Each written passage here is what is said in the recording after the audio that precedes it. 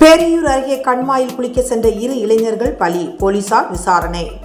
மதுரை மாவட்டம் திருமங்கலத்தை சேர்ந்தவர் குமரவேல் மற்றும் சின்ன சொக்கிக்குளத்தை சேர்ந்தவர் ராம்குமார் கூலி தொழிலாளிகள். நண்பர்களான இருவரும் இன்று விடுமுறை தினம் என்பதால் கிராமத்தின் அருகே உள்ள பெரிய பூலாம்பட்டி கண்மாயில் தண்ணீர் அதிகம் இருப்பதை கேள்விப்பட்டு அங்கே குளிக்க சென்றுள்ளனர்.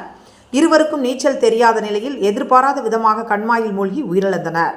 அருகில் இருந்தவர்கள் தீயணைப்புத் துறைக்கு தகவல் அளித்தனர். தகவல் அறிந்த டி கல்லுப்பட்டி தீயணைப்புத் துறையினர் கண்மாயில் மூழ்கி இறந்த இருவரின் உடலையும் மீட்டு பிரேத பரிசோதனைக்காக உசிலம்பட்டி அரசு மருத்துவமனைக்கு அனுப்பி வைத்தனர். மேலும் இது குறித்து பேரையூர் போலீசார் வழக்கு பதிவு செய்து விசாரணை மேற்கொண்டு வருகிறார்.